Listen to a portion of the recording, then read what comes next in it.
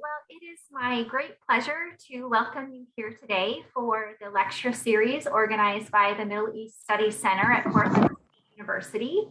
I'm the director of MESC. My name is Lindsay Benstead, and we also have Corinne Hughes, who is our outreach coordinator and who has tirelessly organized this event and has set it up technically. So I just want to say thank you very much, Corinne, for the work that you've done. If you're interested in joining the MESC listserv, you'll find a link to the sign up webpage in the chat field. I would ask that during today's presentation, you would type your questions in the chat field, and our moderator will get to those after the reading and the discussion. All right, well, it is my pleasure to introduce Diana Abu Jaber. Raised between Syracuse and Amman, Jordan, Diana Abu Jaber often writes about cultural identity. Her latest work, Fencing with the King, a novel of Middle Eastern intrigue and adventure, is now available from W.W. Norton. Apple Books and The Millions have both included it as one of this spring's most anticipated novels. The Language of Baklava, her first memoir, has been translated into over 20 languages and taught around the world. Diana teaches at Portland State University and lives with her family in Portland and Fort Lauderdale. Welcome, Diana Abu Jaber. We also have the pleasure of hearing from our moderator, who is Omar Akkad. Omar is an author and journalist. He was born in Egypt, grew up in Qatar, moved to Canada as a teenager, and now lives in the United States. The start of his journalism career coincided with the start of the War on Terror, and over the following decade, he reported from Afghanistan, Guantanamo Bay, and many other locations. His writing has appeared in the New York Times, The Guardian, Le Monde, and GQ. His debut novel, American War, is an international bestseller and has been translated into 13 languages. His new novel, What Strange Paradise, was released in 2021 and was named Best Book of the Year by the New York Times, the Washington Post, and NPR. So thank you to both of our guests. And without anything further, I'd like to turn the floor over to our presenters. Thank you. Hello, everyone. Thank you so much for being here. My name is Omar. I'm so pleased and fortunate to be here with Diana, who is a brilliant writer and who has written this exceptional book, Fencing with the King. Sorry, we get like 3 sunny days for the 8-month gray period in Portland. This happens to be one of them, which is why it looks like the rapture is coming and I'm the only one being taken. It is. The book has been described many different ways. It's been described as a book about sort of intrigue, political and personal, a mystery, a book of adventure. To me, it is quite a frightening book because I know a lot of the people in here. I grew up with them. There are characters in this book that are. It was difficult not to think that Diana had walked into my familial relations and stolen lines of dialogue. It really is an exceptional piece of work, and it's a privilege to be here with her to discuss it. I will have no shortage of questions, but to keep me from rambling, as you can see, I clearly do at the drop of a hat. Please feel free to drop your questions in the chat. We will get to them in the back half of the hour. And just to start off, Diana, if you'll indulge us, perhaps with an intro and a reading. I'd be happy to. Thank you, Omar. And I'm so happy to be here. This is such an honor for me. And I'm equally in awe of Omar's work, his wonderful writing. So this is a great pleasure. I was just going to read a short section, and I think it will take me about 8 minutes. So we shall see. I'm gonna go through it, and this is the start of the novel, which is set at a falconry competition, essentially. And this is in Mafraq, which is just outside of Amman, Jordan, sort of out in the desert a bit. So it's kind of dusty and remote. And the main characters are Amani, the daughter, and her father, Gabe, who have just arrived in Jordan after a long flight from the United States. The scream fell from the sky. Amani watched the falcon pause in midair, fold its wings, and dive.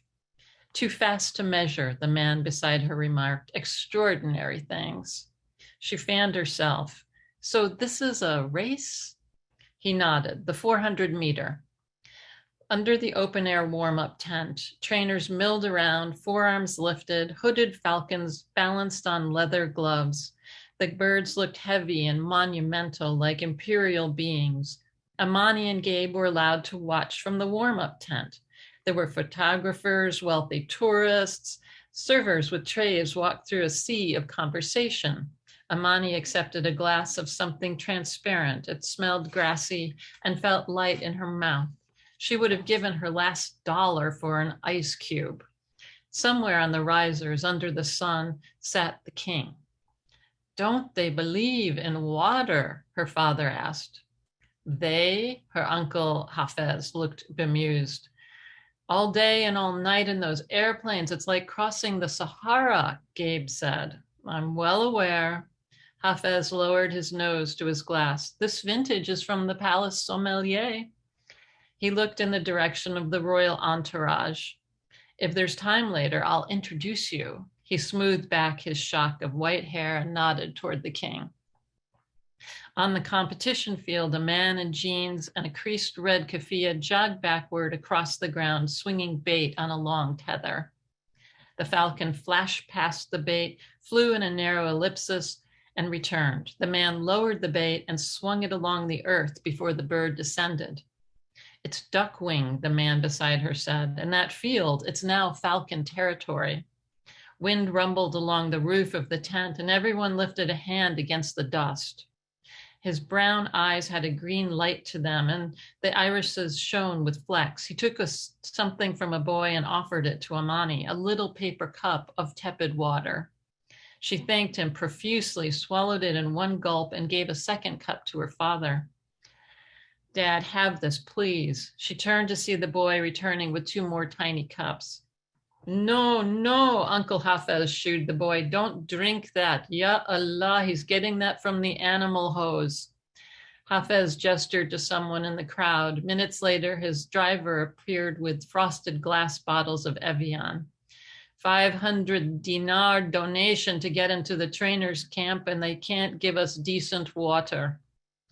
Falcon-oriented discussions circulated. She heard that Sheikh Majid had bought out first class on Emirate Air to fly his 80 falcons to Jordan on the arms of their trainers, the Abu Dhabi Falconers Club. The birds had needed passports to travel internationally. Required to protect against smuggling, a trainer said. It's easier for a falcon to get a UAE passport than for me. Behind him, a silk banner rippled in commemoration of the 60th birthday of King H of Jordan. She swiped an arm across her forehead. Heat waves warped the air. She couldn't shake the sense that the ground was creeping. They were at a desert camp 68 kilometers north of Amman. Ivory-colored swells of dust filled the air. In the distance rose a sparse, shaggy landscape. She felt as if she'd walked through fiery curtains to get there. Throughout their trip, their father had sat gray-faced, pale with sweat. She thought he was anxious about flying, but he looked much the same today. They'd landed in Amman at 2 a.m. Then Hafez had arrived at 9 a.m., banging on the front door, calling, "I'm here." He had plans. He'd walked in. "And your lovely wife," he'd asked. "We won't be seeing her." "It's her busy time," Amani said. "School started last month." "You Americans, you know what they say. Arabs have family, Americans have work." Driving to the exhibition, they passed hillsides scattered with buildings, vegetable markets, hand-lettered signs for petrol. The entire country appeared to be under construction. "Welcome to Jordan in October," her uncle said.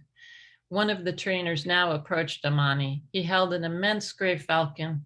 Its merciless eyes like onyx and flattened head made Amani think of griffins. It clicked its curved beak open, then closed, then shifted its black enameled talons on the glove. He held out his bird, and Amani understood. He thought she might like to pet it. She pointed to herself. Me? Hafez chuckled. "Be careful. They can smell fear."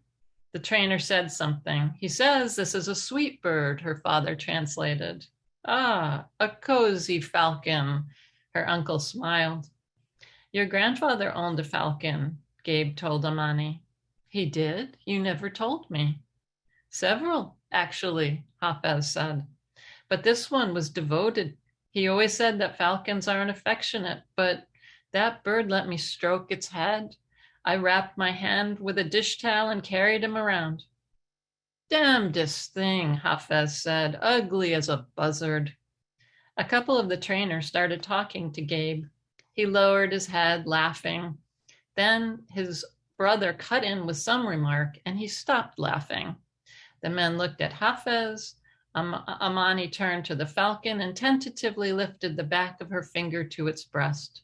Under its feathers, she felt the soft tap of its heart. Gabe started walking to the competition area. "Dad?" Amani stepped forward. "Hey, Dad, where are you going?" She and the trainer went to the edge of the tent. The temperature had risen and the seats were emptying. "Dad, I don't think you're supposed to be out there." The man with the flecked eyes moved to the edge. "Oh, what is he doing?"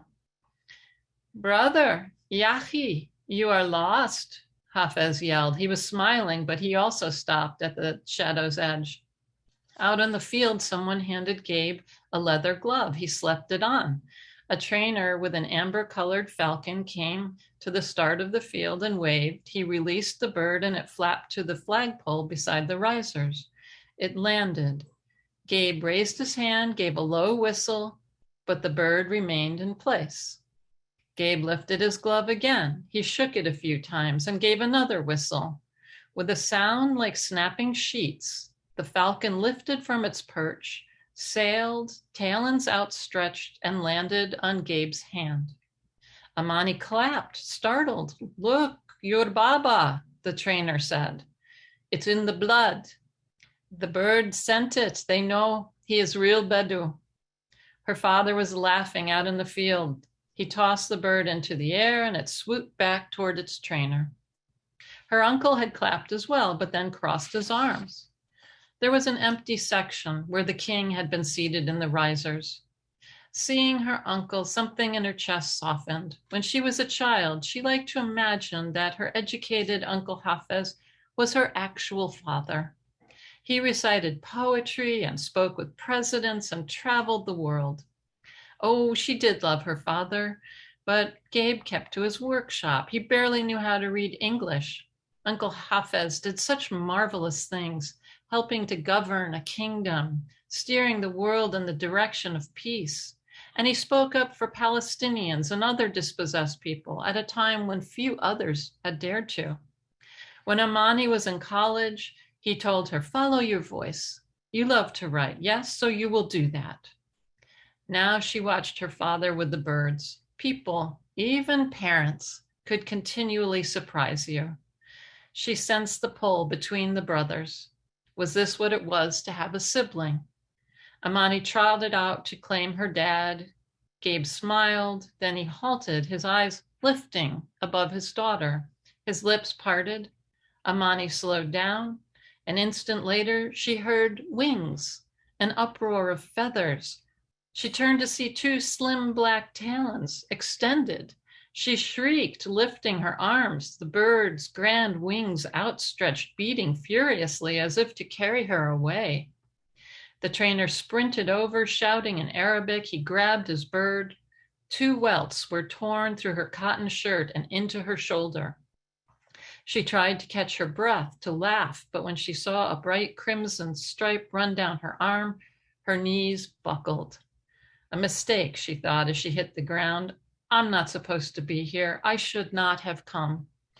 Then the other man was at her side, pressing a bandage to her shoulder. My God, I've never seen one of them do that before. Like you'd called to it.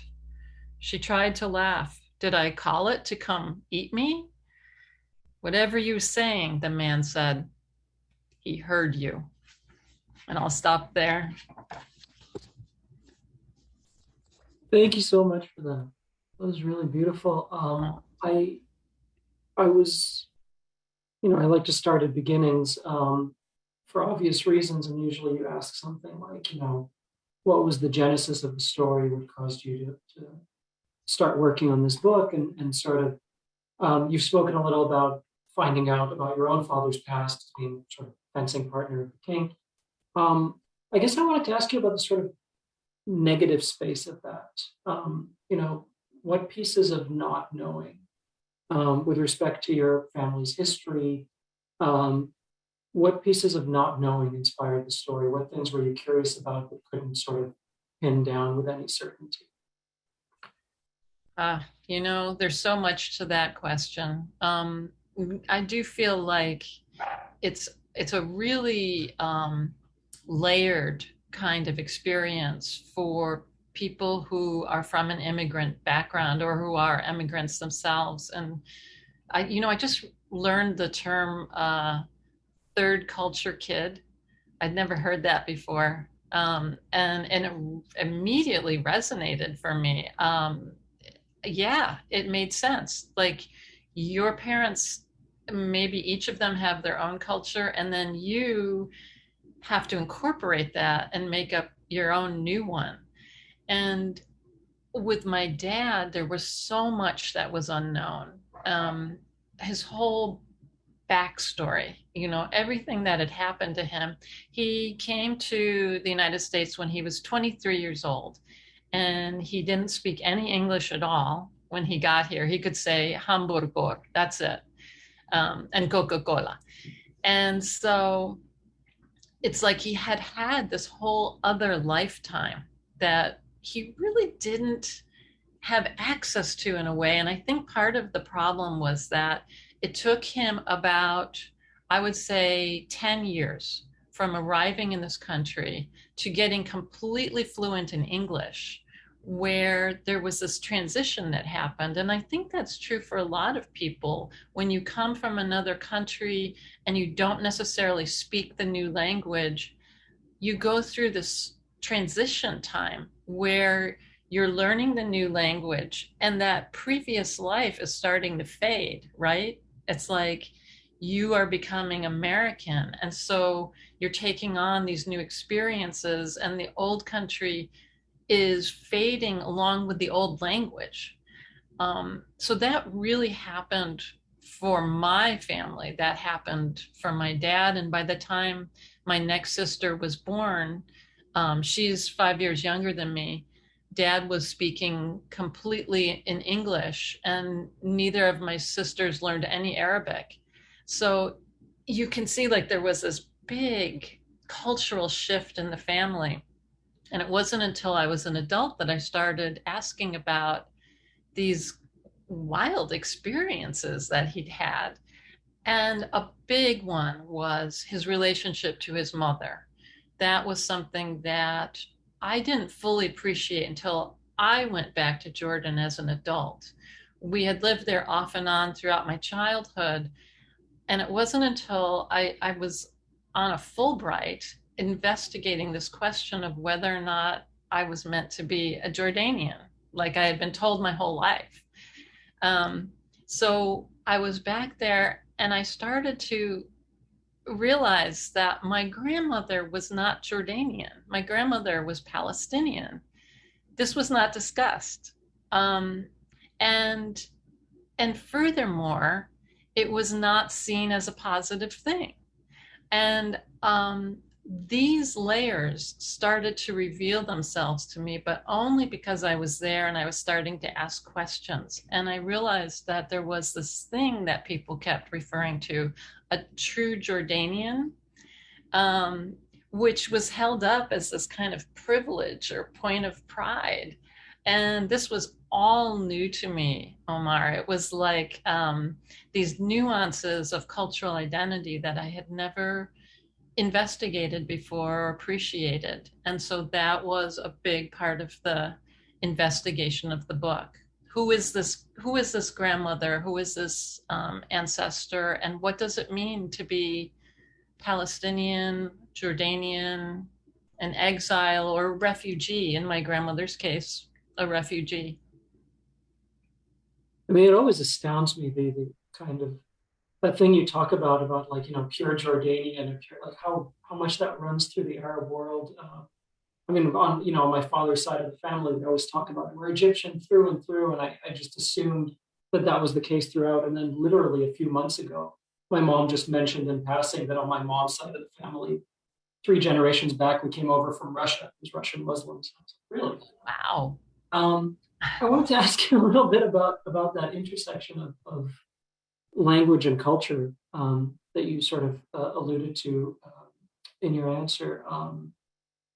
There's, I remember in Qatar, for example, where I grew up, everybody who's not Qatari by citizenship is there on a sponsorship. You need a work sponsorship to be there, and you're working at the pleasure of some Qatari company or person. And if they decide that they don't want that anymore, you're deported the next day. And there was this word that everybody used in Qatar, itfennish. They say, what happened to Ahmed? Ahmed itfennish. And it meant that their sponsorship had been revoked and they'd been deported. And for the longest time, I thought it was an Arabic word. As a child, I'd hear this word. It was this sort of like boogeyman. And then my dad told me a few years back that it was actually a corruption of the English for finish, as in you're finished. Oh, wow. So this person, Yeah. it's finish, had been finished. And I was thinking of like what a limited circle of human beings would have the cultural and linguistic novel to make any sense of a word like that, knowledge that to do that. I'm wondering when you're writing a book like this, where characters are saying yahi and they're saying baba instead of dad, and whether you're thinking ahead to a particular kind of reader, or if this is being done on your own terms, and if the reader isn't reading the signpost the right way, there's not going to be a sort of addendum to it. How do you think about presenting that on the page when you have such a vast potential audience? Gosh, it's so hard. I feel like the question of translation is fascinating, and if you're working with another culture and another language, it's always present. I've read some books recently where the author made really no attempt to contextualize the language, and they just kind of presented it on the page, like now they're speaking Spanish, and you just have to get with the program.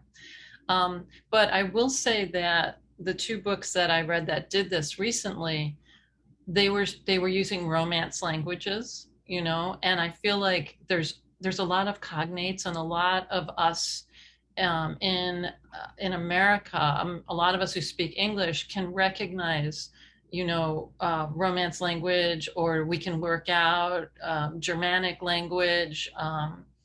Arabic is its own animal with its own systems. And then you have to question how much information you give your reader. And I feel like there's an issue there about trusting your reader and allowing them to work with the context of the story.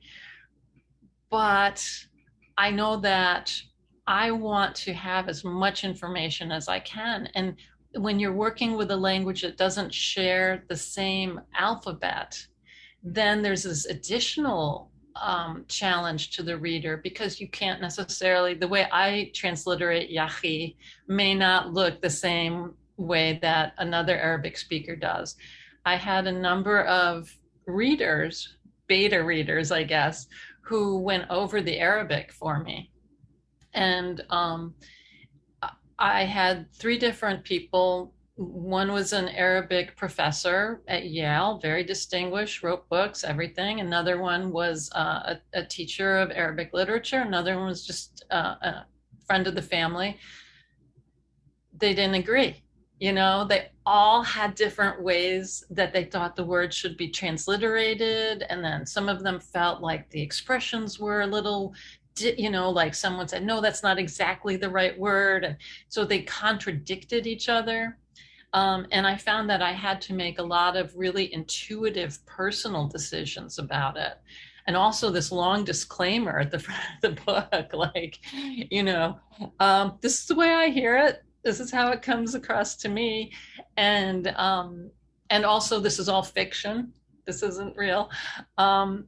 So for me, a lot of it comes down to a very personal, almost magical relationship to how you represent meaning through another language.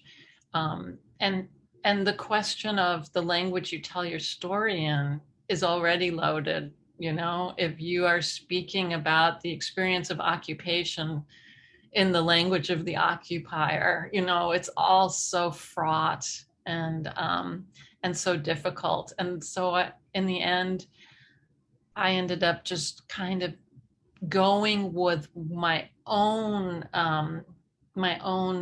most familiar, most comfortable way of speaking. And that was kind of a compromise between contextualizing it and trusting the reader. Mm-hmm.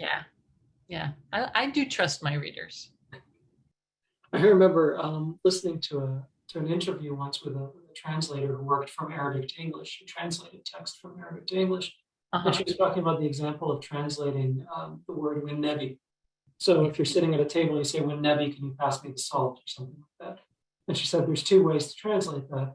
You either just say "please," please pass me the salt, or you go literal and then you say, I conjure the spirit of the Prophet Muhammad to command you to pass me the salt.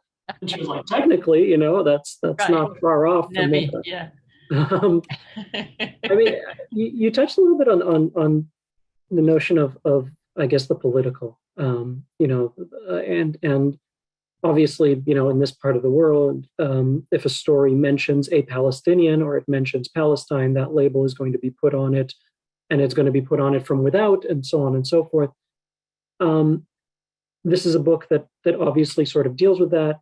I'm wondering if your approach to talking about this subject, talking about the political within the Arab context, and also the response to it has changed over your literary career from when you started writing to when you're putting this book together.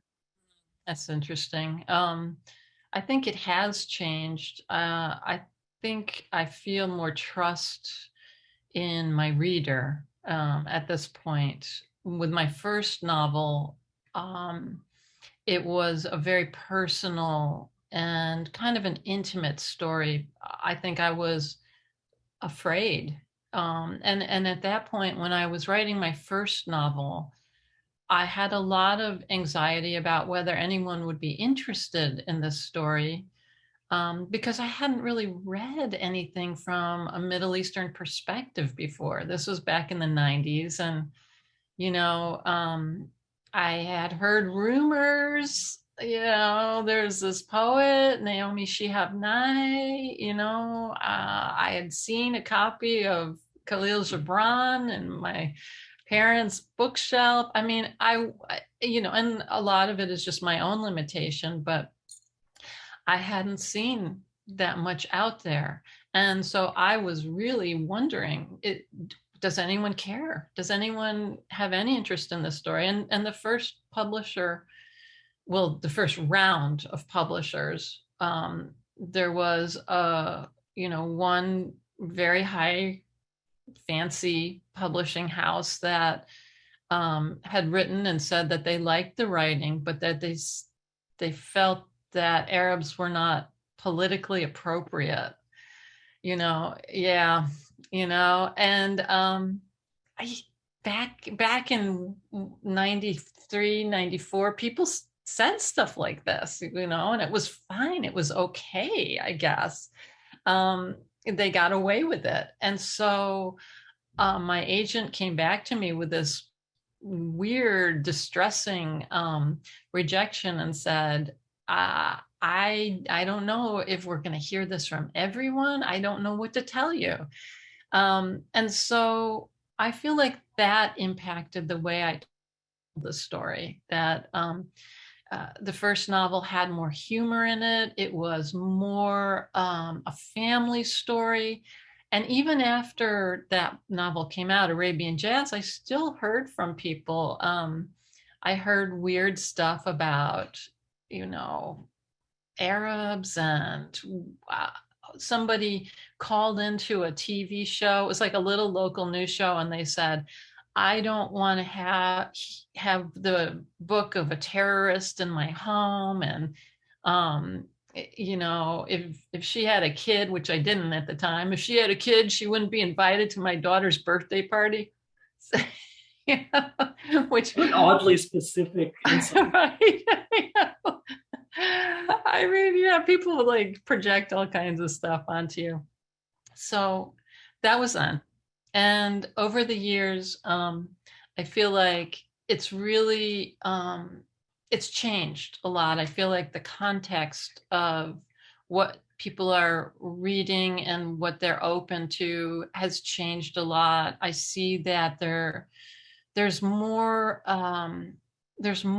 at least lip service for it. I don't know. Honestly, I don't know how much more openness there is in terms of the Middle East. I see it's happened for African American and Black writers, and Asian writers, and Indian writers, First Nations writers, Arab writers. I think it's still a work in progress. Honestly, I do. I think that there's still anxiety and a certain amount of resistance. And yeah, my book's been out 2 weeks, and I already got the weird email saying somebody said, your Islamist father would be proud of you. Like, what? Just sort of aggressive, passive aggressive responses to the book. So it's there, but I guess at a certain point, you just have to make the decision that you have to tell the story as honestly as you can. And that's what I've been trying to do. Yeah. I know that it shouldn't astound me anymore when I hear these kinds of stories, but it always does. Yes. Oh, you must get it too. That kind of. A little bit less, I think, because I'm a guy. I think there's a bit of misogyny that kicks in.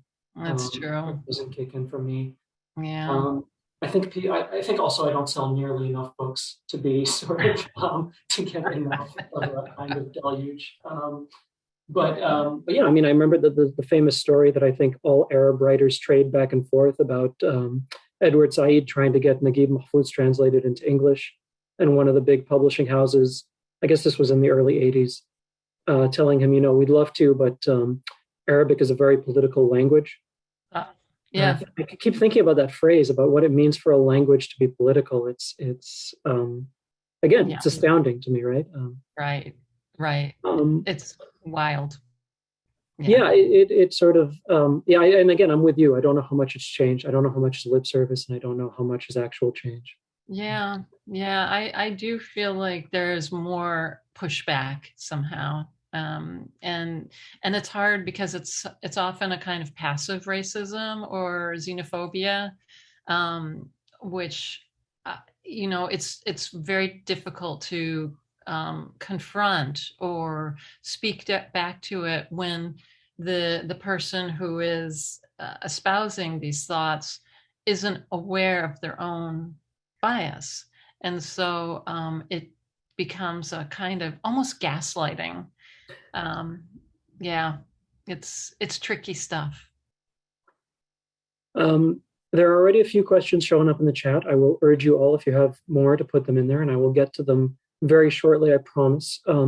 But there is one or two more things I wanted to ask you, and I'm being self-indulgent, so I apologize. But Please do. there's a lot going on in this book. There is a mystery component, and there's a sense of trying to find out where you come from and the things that have been either passively or deliberately kept from you. There's an element of the sort of political intrigue, and a lot of the machinations of the men within that political intrigue rang so true to me, having grown up in the Middle East in the 90s, and that sense of the very dangerous things that happens when a man starts thinking about his legacy in the context of that kind of politics. But one of the things that sort of perhaps I should have expected but didn't is just the power of the sensory in this book. Food being one of the examples. You're certainly no stranger to writing about that topic. But I'm wondering if you can talk to me a little bit about writing the sensory and what it allows you to do in terms of things that you're able to present to the reader or things that you're able to talk about via this means of going through the sensory. Yeah, I'm fascinated by writing through the senses and writing through the body. I think for me, a lot of it started back in the 90s when I saw an example of the dervishes. The dervishes appeared at a conference that I was at, and they did a demonstration. And I remember being captivated by it and thinking about how it was such a direct distillation of movement and the physical and almost a literal manifestation of spirit through the body.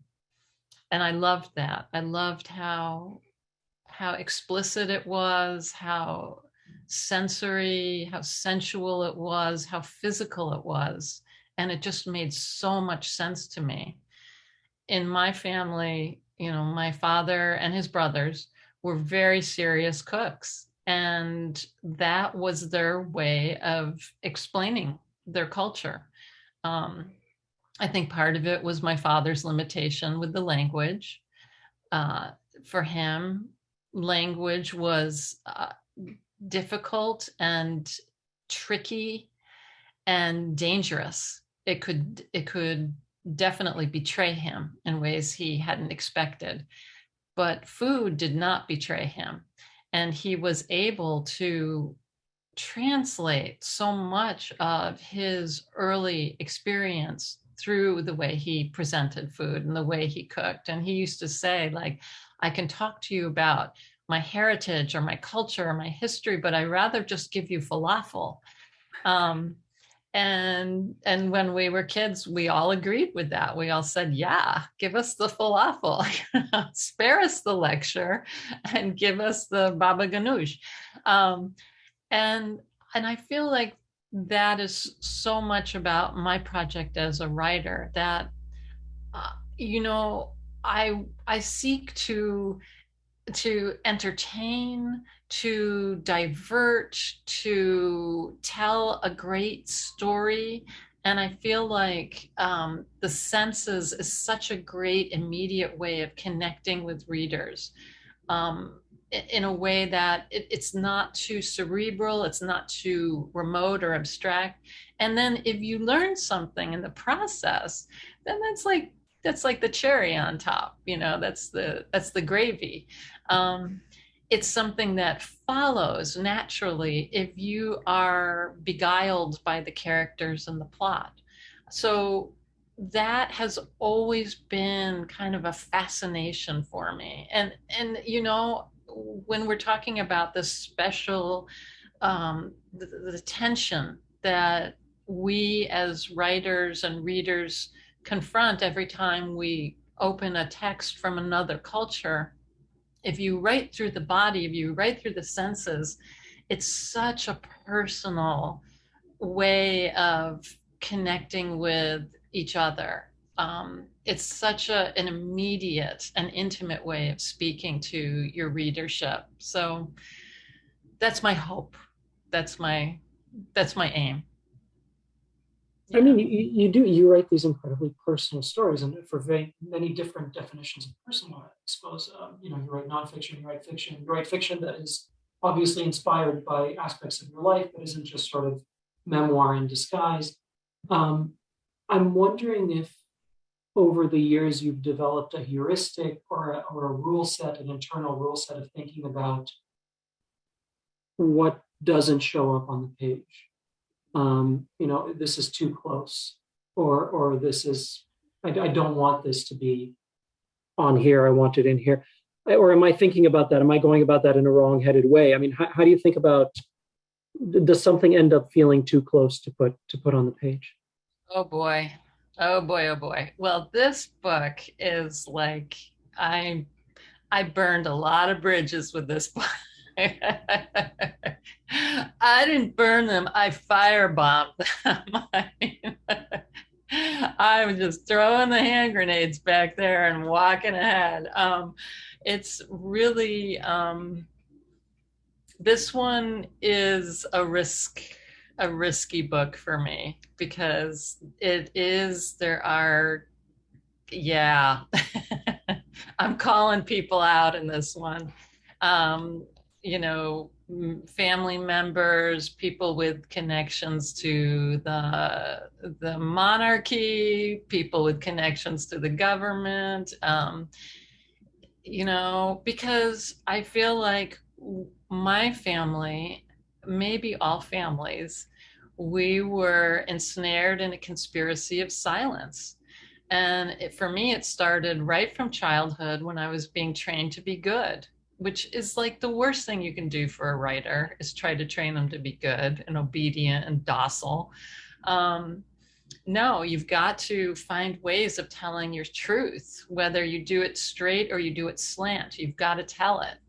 And I tried slant for a lot of years, obliquely, transmuting these experiences and these stories through fiction.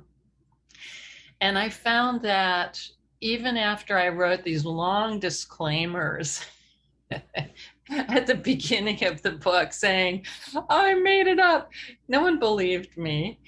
Everyone accused me of telling their story and insulting them or insulting their daughter or insulting their neighbor. So I gave up on that, but there is a disclaimer in this book, by the way. And I've moved closer and closer to real lived experience. I tell my students this all the time. If you can't tell your story, if you're waiting for people to die, because students tell me this all the time, I can't tell this story until grandma's gone. She'll be way too upset. If you wait for everyone to die, who is going to read your work? You can't. Just go for it. So I gave myself permission, and it started with writing memoir, actually, with my first memoir with the language of baklava. Um, I struggled to tell the truth and to understand how much I could reveal. And it was my American mother, actually, who told me, I was struggling and struggling. And I said to her, I don't know how to do this. And she said, honey, I know you don't want to upset anyone. I know you're trying to protect the family. I know you are worried about what they're going to say. And my mom is so sweet and soft spoken. She goes, but you know what I say about the family? I say, fuck the family. I'm sorry. I hope that's okay. Anyway, my mother, so my jaw dropped open, and that became my motto, you know. So yeah, I mean, I've been excommunicated so many times, and it's fine because I've also had people write to me and say thank you for saying things that I needed to hear said, and that means everything to me. So Yeah, no more silence, no more conspiracy of silence. You know, your silence will not protect you, as they say.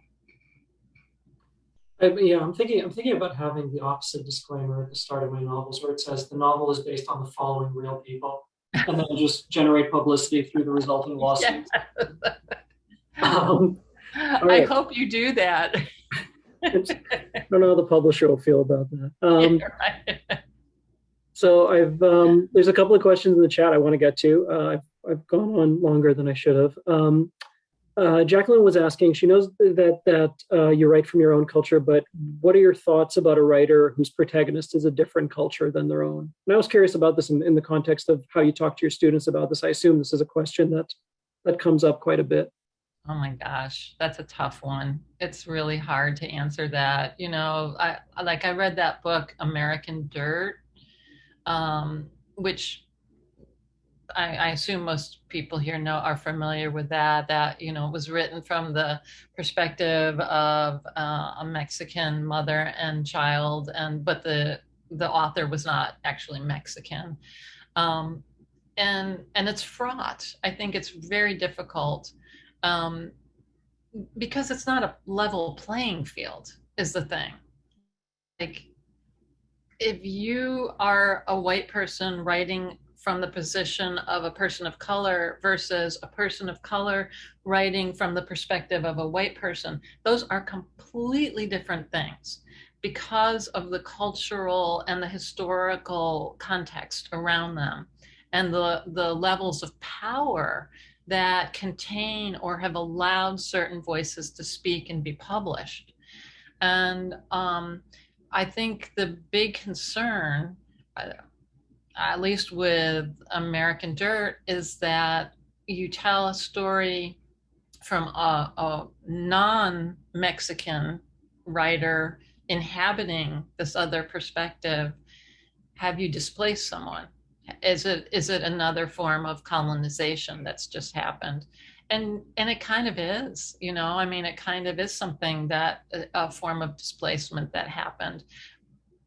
That said, all writing is a form of displacement, you know, because unless we are writing autobiography, and even when we're writing autobiography, we're inventing and shaping and crafting those stories, and the stories especially of the people around us, those stories. This, you know, when I write a memoir, I'm telling the story of my father and my mother and my siblings, and they don't belong to me. Those aren't mine, but my version of it does. So in the end, I feel like we all have the right to our story and to our perspective on it. And if you want to be safe, you stay close to that.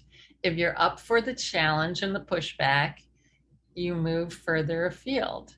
And I would never, ever tell anyone not to write a story that they feel moved, you know, that they feel driven to tell. I think we all have that drive within us, you know, to inhabit other lives and other perspectives. And it's a beautiful drive, but you have to be aware that there are extenuating circumstances around it. So be ready. Ellen says, when I taught Arabian jazz, you asked the students what they thought about the presence of birds. What do you think about the presence of birds in fencing, starting the first line? Oh gosh, the presence of birds. I wonder what I was doing with that. Isn't that interesting? Somebody asked me about the color blue in one of my books, and I had no awareness of that at all. I think, okay, I'm going to make something up here.